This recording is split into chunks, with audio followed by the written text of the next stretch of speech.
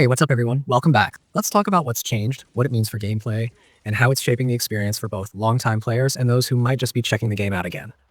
So first off, the big standout for a lot of people is the fix for mouse binding issues. If you've been playing on PC, you know exactly how annoying it's been when your custom bindings just don't stick or when certain buttons act up out of nowhere after an update.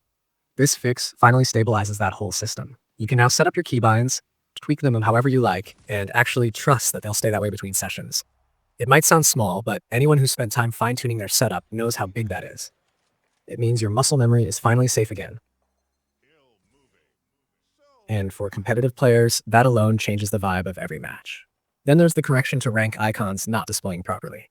That might sound cosmetic, but it's more than that. When rank icons bug out, it messes with how players perceive progression and matchmaking fairness.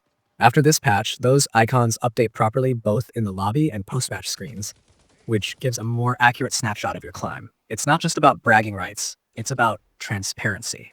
You know exactly where you stand and what you're working toward without second guessing whether the system glitched out on you. Now, something a lot of people were waiting for, the Mythic skin upgrade fix. This one addresses an issue where certain skins couldn't be upgraded in restricted game modes. If you're someone who grinds for cosmetics, this fix is a relief. No more progress disappearing or being locked behind weird mode restrictions. Your upgrades now carry through properly, and it's smoother to manage those premium visuals you've earned.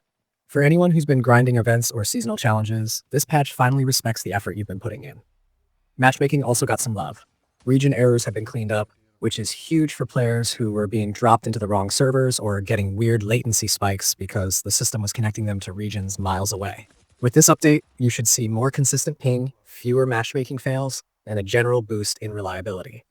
It's not a total overhaul of the netcode, but it's a step toward the kind of stability that competitive multiplayer really needs to thrive. On the technical side, there's also a new network service warning system. This one's actually a clever move from the devs. It's basically a way for the game to warn you about connection issues before things spiral into a full crash. Instead of the game freezing or closing out when there's a server hiccup, you'll now get a clear warning message. It's small but smart because it keeps you informed instead of leaving you guessing. It also helps identify whether it's a server-side issue or something on your end, which makes troubleshooting way less frustrating. And of course, behind the scenes, there's the usual mix of stability improvements and crash fixes. Those might not always make for flashy patch notes, but they're the quiet heroes of an update like this. Fewer crashes, smoother transitions between matches, and less weird stuttering during portal-heavy fights make the whole game feel more responsive.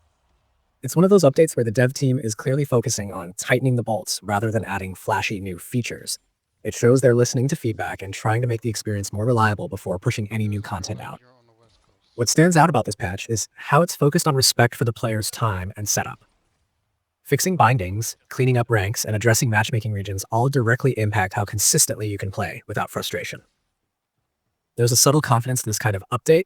It doesn't need to hype up new content because it's solidifying the foundation.